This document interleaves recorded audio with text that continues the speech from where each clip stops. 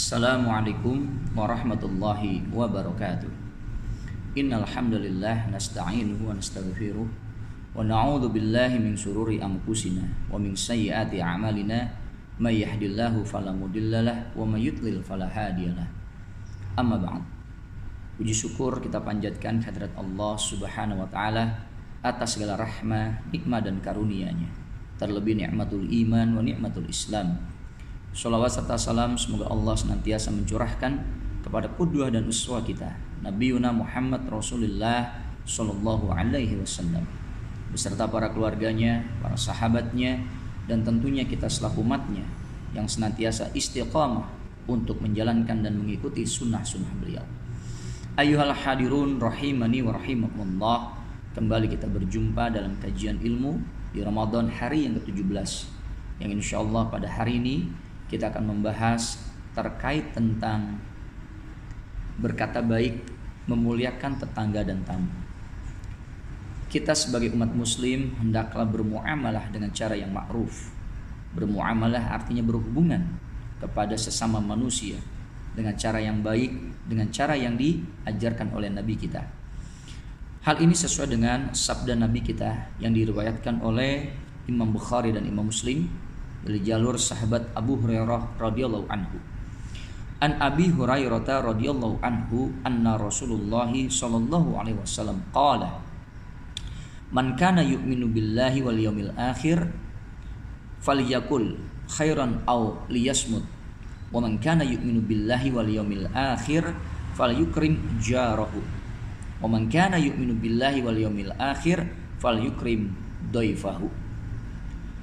Dari Abi Hurairah radhiyallahu anhu, dia mendengar Rasulullah sallallahu alaihi wasallam bersabda, siapa yang beriman kepada Allah dan hari akhir hendaknya berkata baik atau diam. Siapa yang beriman kepada Allah dan hari akhir hendaklah menghormati tetangga-tetangganya. Dan siapa yang beriman kepada Allah dan hari akhir hendaknya memuliakan tamunya. Dari hadis ini kita bisa mempelajari bahwa tanda-tanda ciri-ciri orang yang beriman kepada Allah dan hari akhir yang tertancap keimanan pada jiwa dan dadanya adalah yang pertama berkata baik atau diam. Yang kedua adalah menghormati tetangga-tetangganya. Terkait menghormati kepada tetangga, ini merupakan bagian dari muamalah. Terkadang kita dalam hidup bertetangga muncul konflik, muncul hal-hal yang sifatnya perdebatan di antara kita dan tetangga. Mungkin atau yang banyak terjadi adalah hal-hal yang kecil. Misalkan antar anak-anak kita yang bermain, mungkin berkelahi. Di antara anak-anak kita selesai permasalahan, tapi di antara orang tuanya bisa bertahun-tahun permasalahan itu tidak selesai. Atau kita berkata yang menyakiti tetangga kita atau bersikap yang menyinggung tetangga kita yang terkadang kita tidak sadar melakukannya. Oleh karena itu, marilah kita bertetangga dengan baik, hormati hak tetangga kita. Dengan pun kita menjalankan kewajiban kita bertetangga dengan baik. Kenapa? Ketika kita menjalin hubungan bertetangga yang baik sesuai dengan hadis Nabi ini, maka hubungan tetangga, hubungan kemasyarakatan kita akan terjalin dengan baik. Ingatlah, ketika kita amat sangat membutuhkan pertolongan, bukan saudara kita yang pertama kali akan menolong kita, tapi adalah tetangga kita, orang yang rumahnya berdampingan dengan kita, orang yang rumahnya berhadapan dengan kita. Janganlah tetangga kita jadikan sebagai musuh abadi bagi kita. Ini yang pertama, cara bermuamalah. Yang kedua adalah memuliakan tamu kita. Seseorang yang datang ke rumah kita, mengunjungi kita, itu merupakan tamu. Kita mesti buka pintu rumah lebar-lebar untuk menghargai dan menghormati tamu. Jangan ketika tamu datang kita selektif dulu untuk memilihnya. Terlebih selektifnya dari strata sosial.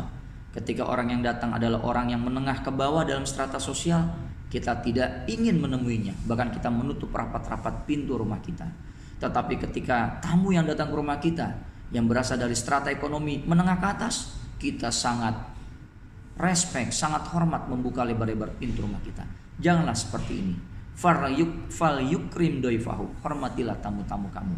Siapapun yang datang ke rumah kita, entah itu ingin bersilaturahim, entah itu ingin berdiskusi, ataupun ingin bertukar pikiran dan meminta nasihat, bukalah lebar-lebar pintu rumah kita dan muliakanlah dengan cara kita sambut dengan gembira, kita hidangkan apa yang kita miliki, apa yang kita punya di dalam rumah kita. Ini pernah dicontohkan oleh seorang sahabat Ansor. Pada saat itu datanglah seseorang ingin bertamu ke rumah Rasulullah, tetapi Rasulullah memberikan kesempatan kepada sahabat Ansor untuk menjamu tamu tersebut. Kemudian sahabat Ansor itu pun menjamu tamu tersebut. Subhanallah, di tengah kekurangan sahabat Ansor ini, dia bersikap yang amat sangat baik.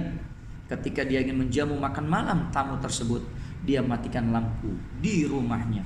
Kemudian dia persilakan tamu tersebut untuk menikmati hidangan. Dan sahabat Ansor tidak ada makanan yang cukup di rumah tersebut hanya untuk tamu. Tapi sahabat Ansor tersebut memiliki strategi. Dia mengunyahkan mulutnya, menggerakkan mulutnya seolah-olah dia seperti makan. Agar apa? Agar tamu yang datang ke rumahnya tersebut pun mengira sahabat Ansor pun itu makan. Padahal dia tidak makan. Itu cara memuliakan tamu, mendahulukan untuk kemuliaan tamu yang datang ke rumah kita. Dan esok paginya dia menceritakan kepada Rasulullah, dan Rasulullah bilang, Allah sangat menyukai, Allah sangat tersenyum terhadap apa yang kau lakukan tadi malam. Terlebih di bulan suci Ramadan ini, marilah kita gemar untuk membuka lebar-lebar pintu rumah kita bagi tamu-tamu yang datang ke rumah kita. Terlebih tamu-tamu tersebut adalah shaimun wa shaimat, orang-orang yang sedang berpuasa. Gemarlah untuk memuliakan tamu, gemarlah untuk mengundang orang-orang untuk bisa berbuka puasa bersama dengan kita. Karena sekali lagi, ini yang Rasul kita ajarkan. Ketika kita gemar untuk memuliakan tamu, tanda ciri-ciri keimanan ada pada diri kita. Inilah beberapa tanda ciri keimanan bagi seorang muslim. Yang pertama adalah berkata benar atau diam. Kemudian yang kedua adalah menghormati tetangga-tetangganya. Yang ketiga adalah memuliakan tamu yang datang ke rumah kita. Yang sedikit ini mudah-mudahan bisa bermanfaat ketika kita aplikasikan. Ketika ada yang kurang tepat, saya mohon dibukakan pintu maaf. Mari kita tutup dengan membaca doa kafaratul majlis. Subhanakallahumma wa bihamdika asyhadu an la ilaha illa anta wal afu minkum. Wassalamualaikum warahmatullahi wabarakatuh.